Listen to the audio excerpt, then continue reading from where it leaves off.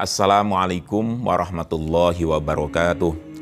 Alhamdulillah wassalatu wassalamu ala Rasulillah wa ala alihi wa sahbihi wa mawalah amma ba'du. Para pemirsa yang saya hormati, melihat kondisi wabah atau pandemi COVID-19 sampai dengan hari ini belum ada tanda-tanda untuk berkurang, tetapi kita selalu mohon pada Allah Subhanahu wa taala semoga segera juga hilang. Oleh karena itu, sesuai dengan edaran Kementerian Agama dan juga fatwa Majelis Ulama Indonesia Pusat, bahwasannya untuk pelaksanaan sholat Idul Fitri ini memang sebaiknya dilaksanakan di rumah. Oleh karena itu, pada kesempatan ini saya akan menyampaikan bagaimana pelaksanaan sholat Idul Fitri di rumah masing-masing berjamaah dengan keluarga inti. Sebelumnya perlu kami sampaikan bahwasannya amalan-amalan sebelum melaksanakan sholat Idul Fitri itu sudah kita lakukan dari mulai malam hari, yaitu dari mulai terbenamnya matahari tanggal 1 Syawal. Itu kita sudah disunahkan untuk memperbanyak membaca takbir, di mana Nabi kita Muhammad SAW menyampaikan, man ahya lailatal idaini wa lailatan nisfi min sya'bana lam yamut qalbu hatta tamutul qulub. Jadi siapa yang menghidupkan dua malam Idul Fitri dan Idul Adha, juga malam nisfu Sya'ban, maka hatinya tidak akan dimatikan oleh Allah Subhanahu wa taala pada saat orang-orang pada mati hatinya. Makanya pada malam Idul Fitri, mulai dari terbenamnya matahari tanggal 1 Syawal, kita disunahkan untuk memperbanyak membaca takbir, tahmid, dan tahlil. Saya kira ini bacaan ini sudah sangat masyhur, ya, seperti Allahu Akbar, Allahu Akbar, Allahu Akbar, La ilaha illallah, Allahu Akbar, Allahu Akbar walillahil hamd. Ini diulang-ulang terus, diperbanyak melaksanakan itu. Kemudian akhir pelaksanaan membaca takbir, yaitu sampai dengan sebelum pelaksanaan sholat Idul Fitri. Berbeda dengan sholat Idul Adha. Kalau Idul Adha, sesudah sholat 5 waktu kita disunahkan untuk membaca takbir. Tetapi Idul Fitri itu dari mulai terbenamnya matahari tanggal 1 Syawal sampai dengan sebelum pelaksanaan sholat Idul Fitri. Kemudian yang kedua, sholat Idul Fitri disunahkan bagi seluruh kaum muslimin dan muslimat, artinya baik laki maupun perempuan, dewasa maupun anak-anak yang sedang berada di rumah dalam pengertian sedang mukim atau sedang musafir. Semua disunahkan untuk melaksanakan sholat Idul Fitri. Kemudian yang ketiga, kita juga disunahkan untuk mandi, kemudian potong kuku sebelum melaksanakan sholat Idul Fitri. Nah, kapan mulai disunahkannya mandi itu sudah dihitung dari mulai tengah malam. Jadi bukan pagi, dari tengah malam jam 12 malam itu sudah boleh melaksanakan mandi untuk sholat Idul Fitri. Dalam pengertian malam sudah mandi, pagi itu sudah tidak disunahkan mandi lagi. Kemudian yang keempat, memakai pakaian yang terbaik yang dia miliki, bukan berarti baru, tapi pakaian yang terbaik yang dia miliki. Kemudian yang kelima, memakai wewangian pada saat mau melaksanakan sholat Idul Fitri. Yang keenam, yaitu makan walaupun sedikit sebelum melaksanakan sholat Idul Fitri. Jadi sarapan dulu, boleh ngopi, boleh makan ketupat, ya, ala kadar aja, dalam rangka untuk mengambil kesunahan yang disunahkan Nabi kita Muhammad SAW. Kemudian setelah itu kita bersiap untuk melaksanakan sholat Idul Fitri. Yang tidak kalah penting, kalau kita sholat di masjid udah biasa, arah kiblatnya sudah kita ketahui bersama. Di rumah kita harus hati-hati, posisi kiblat harus sudah kita yakini. Paling tidak kita menggunakan kompas, karena sekarang sudah canggih, bisa menggunakan handphone, ya, di mana arah kiblat yang cocok, itulah yang kita yakini sebagai arah kiblat yang akan kita laksanakan untuk sholat Idul Fitri. Kemudian sholat Idul Fitri itu sendiri hukumnya adalah sunnah muakkad. Artinya dianjurkan dalam syariat dan dalam rangka untuk syiar. Nah, karena kondisi kita dalam kondisi seperti ini, ya, kondisi COVID-19 yang memang masih belum turun, ya, grafiknya belum turun, maka sholatnya itu kita laksanakan di rumah. Nah, sholat Idul Fitri di rumah mungkin dalam sejarah ini baru ini, ya, bagi generasi kita ini mungkin baru ini. Oleh karena itu, ada beberapa hal yang harus diperhatikan oleh semua yang akan melaksanakan sholat Idul Fitri. Satu, saya ulangi, hukumnya sunnah muakkad, kemudian waktu pelaksanaannya mulai dari terbitnya matahari, kira-kira waktu duha, ya, waktu duha sampai dengan tergelincirnya matahari atau waktu zuhur. Jadi umpamanya melaksanakan sholat Idul Fitri pada jam 9, jam 10, bahkan jam 11 itu nggak ada masalah.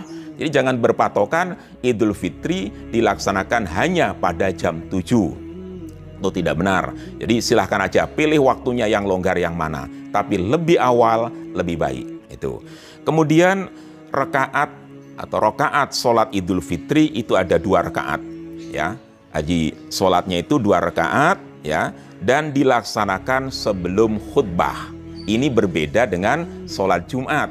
Kalau sholat Jumat, jadi khutbah dulu baru sholat. Idul Fitri, ya, sholat dulu baru khutbah. Ini yang perlu diperhatikan betul. Jadi sholat dulu baru melaksanakan khutbah. Di dalam sholat Idul Fitri ini juga tidak ada adzan dan qomat. Jadi nggak ada adzan, nggak ada qomat, itu nggak ada, walaupun berjamaah nggak ada adzan dan qomat. Kalau dia sendirian cukup langsung aja melaksanakan sholat, ya. Tapi kalau dia mau berjamaah, qomat bisa diganti dengan kata-kata shollu sunatal idil fitri rakaataini jami'atar rahimakumullah. Kemudian tata cara melaksanakan sholat Idul Fitri. Yang pertama, rukun sholat Idul Fitri itu yaitu niat. Yang namanya niat itu dalam fikih qasdu syai'in muktaronan bi fi'lihi wa mahaluha al-qalbu. Jadi yang namanya niat itu adalah menyengaja melakukan sesuatu yang sesuatu itu dibarengi dengan pekerjaan dan tempat niat itu ada di dalam hati. Maka dalam prakteknya pada saat mau melaksanakan Idul Fitri, ya, itu pakai usolli sunatal idil fitri rakaataini makmuman kalau dia makmun, imaman kalau dia imam, atau adaan kalau dia sendiri lillahi ta'ala. Usolli, kita beri contoh umpamanya kita berjamaah. Usolli sunatal idil fitri rakaataini makmuman lillahi ta'ala. Ini hanya lafal niat. Nah, niatnya itu nanti di dalam hati bersamaan dengan ucapan takbiratul ihram. Jadi kalau saya praktekkan, jadi waktu usolli biasa tangan nggak usah gerak. Usolli sunatal idil fitri rakaataini makmuman lillahi ta'ala, baru Allah. Nah, waktu kalimat Allah ini hatinya ikut ngomong. Sengaja aku melaksanakan sholat Idul Fitri 2 rakaat menjadi makmum karena Allah Ta'ala. Ini yang harus dicatat betul ini. Karena niat ini akan menentukan sah atau tidaknya amal perbuatan kita. Jadi dibarengkan dengan takbiratul ihram. Kemudian setelah takbiratul ihram Allahu Akbar dibersakan dengan niat, maka membaca doa iftitah. Kabiro walhamdulillahi kasiro wa subhanallahi bukrata wa asila, teruskan sampai akhir. Setelah membaca doa iftitah, membaca takbir 7 kali. Jadi sebelum Fatihah, ya, setelah iftitah, sebelum Fatihah itu membaca takbir 7 kali. Pokoknya Allahu Akbar, Allahu Akbar, Allahu Akbar sampai 7 kali. Dan di sela-sela takbir, antara takbir yang satu dengan takbir yang lain, itu disunahkan untuk membaca Subhanallah, walhamdulillah, wala ilaha illallah, wallahu akbar. Cukup 1 kali. Saya ulangi, Subhanallah, walhamdulillah, wala ilaha illallah, wallahu akbar. Itu setiap takbir. Nah, setelah selesai takbir 7 kali, dilanjutkan dengan membaca suratul Fatihah. Setelah membaca suratul Fatihah, kemudian membaca suratan. Silahkan, kalau memang hafal yang panjang, umpamanya surat Qaf, ya, atau surah Al-Qamar, surah Al-A'la, silahkan yang panjang. Kalau memang nggak bisa yang panjang, cukup yang pendek-pendek. Umpamanya Qul ya ayyuhal kafirun, boleh. Wal asri, boleh. Ya, jadi nggak usah terpaku dengan ayat-ayat yang panjang atau surah-surah yang panjang. Nah, setelah membaca suratan selesai, ruku, i'tidal, kemudian sujud, dan seterusnya sampai dengan sholat biasa, seperti sholat biasa. Kemudian berdiri pada rakaat yang kedua, sebelum membaca Al-Fatihah, itu membaca takbir 5 kali, seperti tadi. Allahu Akbar, Allahu Akbar, Allahu Akbar. Nah, di sela-sela takbir itu juga disunahkan membaca Subhanallah walhamdulillah wala ilaha illallah wallahu akbar. Ini. Nah, setelah itu biasa kemudian ruku, i'tidal, sujud, ya, kemudian duduk di antara dua sujud, sujud lagi, kemudian duduk membaca at-tahiyat. Setelah at-tahiyat, salam. Berarti selesailah pelaksanaan sholat Idul Fitri. Jadi sama sebenarnya sholat Idul Fitri dengan sholat-sholat yang lain, yang membedakan hanya ada takbir di rakaat yang pertama itu 7 kali, rakaat yang kedua 5 kali. Setelah selesai sholat, kalau dia sholatnya sendirian, ya nggak usah ada khutbah. Kalau sholatnya berjamaah dengan keluarga, maka kita disunahkan melaksanakan khutbah 2 kali. Disunahkan membaca khutbah 2 kali.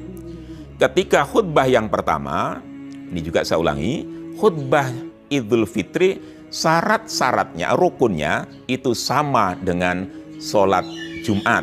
Khutbah sholat Jumat itu sama, ya. Jadi yang membedakan hanya pada khutbah yang pertama, khatib disunahkan membaca takbir 9 kali, dan pada khutbah yang kedua disunahkan membaca takbir 7 kali.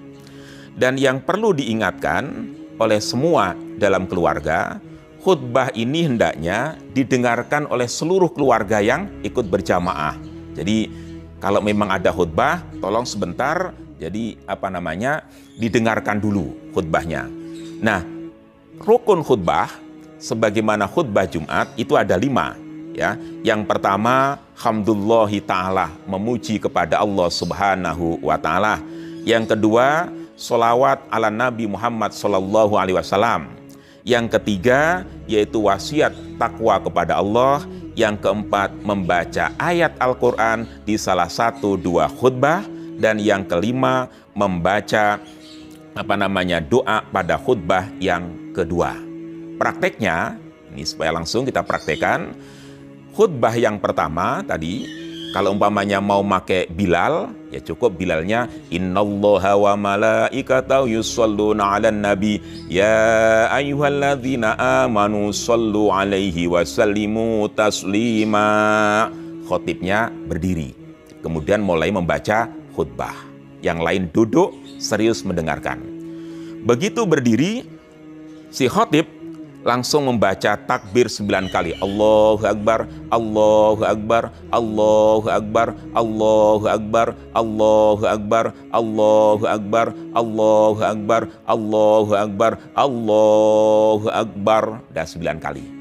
Setelah itu, ringkas saja membaca Alhamdulillah, Alhamdulillah Rabbil Alamin, dan rukun pertama. Yang kedua, sholawat. Allahumma sholli ala Sayyidina Muhammad wa ala ali Sayyidina Muhammad. Tuh, yang kedua. Kemudian wasiat kepada Allah, ittaqullaha haqqa tuqatih wa la tamutunna illa wa antum muslimun. Udah yang ketiga. Kemudian membaca ayat Al-Qur'an, ya, boleh dibaca pada khutbah pertama atau khutbah yang kedua. Ayat Al-Qur'an yang dibaca silahkan yang hafal. Pamannya wal asri innal insana lafi khusrin, boleh. Atau ayat-ayat yang panjang, boleh. Yang penting di dalam khutbah itu ada membaca ayat Al-Qur'an. Nah, setelah membaca ayat Al-Qur'an, silahkan diisi nasihat-nasihat singkat. tentang keluarga, tentang Idul Fitri, silakan dibuat sendiri yang tidak usah terlalu panjang. Nah, setelah membaca itu, ya, setelah membaca ayat Al-Quran, kemudian memberikan nasihat, baru tutup.